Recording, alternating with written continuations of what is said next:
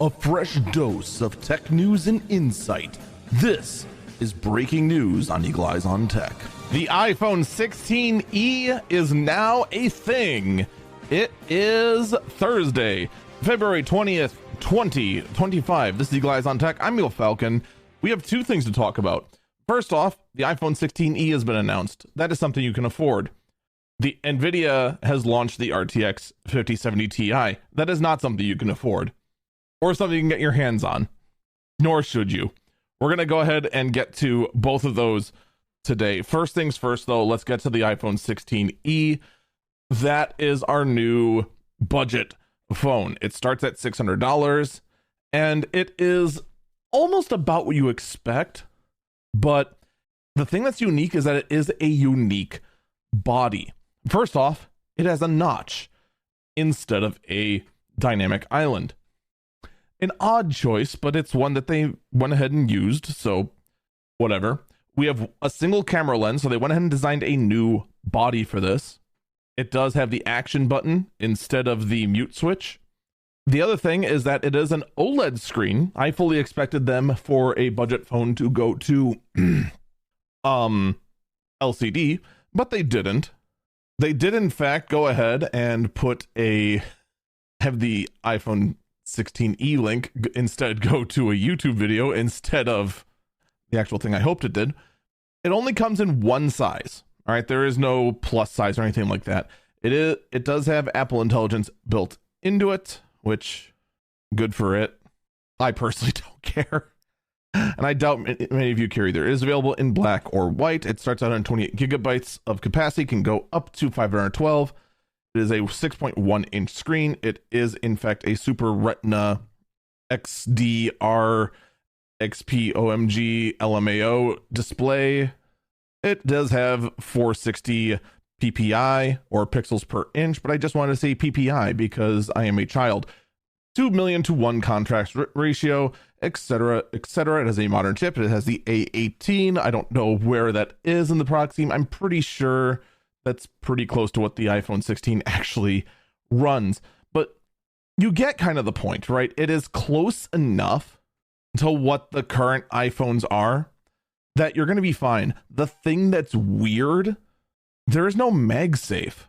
Not only is there no dynamic island, which seemed to be like a core function of the operating system nowadays, there is also just no MagSafe. So there's no magnets built in to use accessories with, which seems like a missed opportunity because Apple does have quite a few first-party MagSafe connector or accessories. You would have thought just like, oh yeah, just support that, easy peasy, free money. Not the case. Price goes exactly as you expect: $599 for the 128 gigabyte version, $699 for the 256, and $899 for the 512. If you really need high storage, $900 of the 512 version feels like a very stupid purchase, but I mean, you got to do you. For comparison, this $600, the iPhone 16 starts at $800, and the iPhone 16 Pro starts at $1,000. Now, I fully suspect that this iPhone 16e is going to be moving forward with the lines. Like, I think this is going to be our third version, because normally when they launch an iPhone SE, it usually just has the name SE. They are making this sound like it is definitely part of the family. This is something that you're going to expect moving forward, and maybe this is going to be like a new trend that they go ahead and announce the two main iPhones in September, and then, you know, several months later announce their refreshed lower end phone. I could see Apple doing that. It makes some sense, and you know, whatever works for them. I'm not gonna lie, I would not have minded seeing MagSafe put on there just to sell more accessories, and just why not have the feature, give some customization. I would rather just see the dynamic island on there. I feel what would have been fully acceptable is maybe going back to an LCD display. Maybe OLED's not that much more expensive. Maybe that would have been worth it. Maybe going down in pixels per inch. I don't know. It just seems like some very odd compromises to do this. The other thing is also, you know, they intentionally only put one camera lens so that when you're using your phone, you can be socially judged. Oh, your family's poor because your iPhone only has one camera lens. My father's a doctor and I have the one with 3 camera lenses. No, you know that's going to be going on. I guarantee it.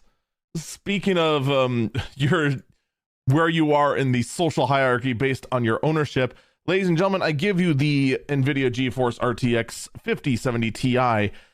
And yes, I am solely using a Verge article to laugh at the Verge. They are saying that the RTX 5070 Ti is just a cheaper RTX 4080. This is a hilarious statement. I'll get to why. And that's pretty, like, the headline pretty much says everything you need to know. The performance of the 5070 Ti matches the outgoing 4080. Sometimes the 5070 Ti is slower, sometimes it's faster, but for the most part, it matches pretty much on the nose, consuming slightly less power. Here's the thing though. There is no Founders Edition of the 5070 Ti. That means it's board partners only. So here's what's hilarious. Actually, this is extra hilarious. I just saw this note here on the Verge article. The Verge says that it's a cheaper RTX 4080. All right. The 4080 was $1,000. The 5070 Ti is marked at a $750 MSRP. YouTuber Jay's 2 cents broke embargo to rant about leaked pricing. When he broke embargo, he mentioned, or I'm sorry, allegedly broke embargo.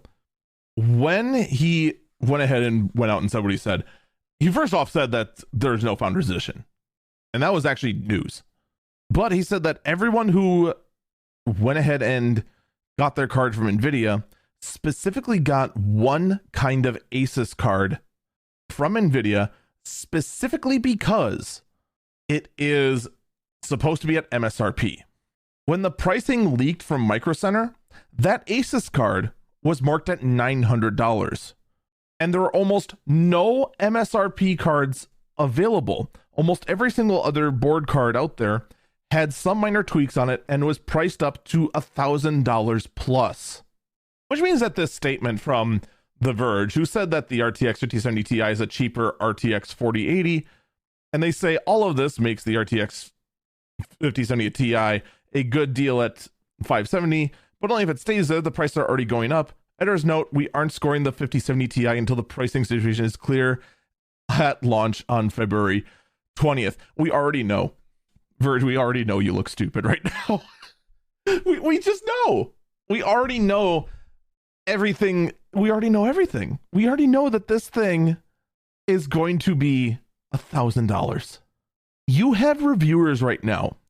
Look at the pricing situation. Look at the performance situation. Look at the fact that this card actually sucks. It is actually a terrible deal without multi-frame gen, which then gives you wonkiness in what you're seeing in the game. But Nvidia insists that these cards are way better. This is the biggest letdown generation. And part of me wants to go ahead and just dance and say, I was right. I was right. Look at that. The next card, not that much of an improvement. Almost matching the previous gen. Look at that. I was right. I was right. I was right. And Nvidia is just blowing smoke up our butts. The thing is that this isn't healthy. Me being right in this does nothing. All me being right does for this is simply prove that, lo and behold, the entire PC building space is suffering because no one can get a hold of GPUs. You just simply can't, because the 40 series aren't being made at all, period. The 5070 or the 50 series is pretty much out of stock everywhere, simply because of either A, Nvidia timing, or B, artificial scarcity, trying to go ahead and build up hype for this card and trying to go ahead and see reviewers, people are buying it anyway. Checkmate. And in the end, who does this help? It's only Nvidia. Like, this is depressing. Remember where there used to be an argument before about whether it was worth to spend a little bit extra to go ahead and go PC gaming. That was like a status to go ahead and go PC gaming. You could actually even justify the value of spending almost double on a gaming PC versus a console. What are we doing? These gaming PCs now are going to cost 3 to 4 times a game console. It is actually a far smarter decision economically to just get a PS5 or an Xbox Series and call it a day. This is stupid. This is absolutely stupid. You have reviewers out there right now, like no joke, reviewers are out there right now saying don't buy a 50 series card. Oh, by the way, just for bonus points, the 5070 Ti has the same 12-pin connector that is burning on the 5090. Oh, and by the way, it is also burning on the 5080. There's been a couple of reports of that out now too. All I can do is just shrug, throw my hands up and say, well, we tried. There's no reason to go for this at all. But by the time you listen to this, they're available. I guarantee they're going to sell out because a grand total of 20 of these things are going to be out there entirely. And yeah, that's pretty much all there is to it.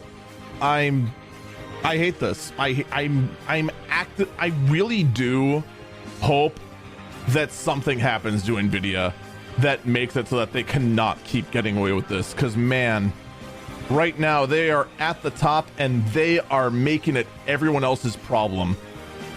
I cannot state how much I hate Nvidia's greed so much. They're gonna put out like a grand total of 200 of these things for the entire world, and they're all gonna sell out in an instant and then just be scalped. That's gonna do it for me. Get out there and conquer the day.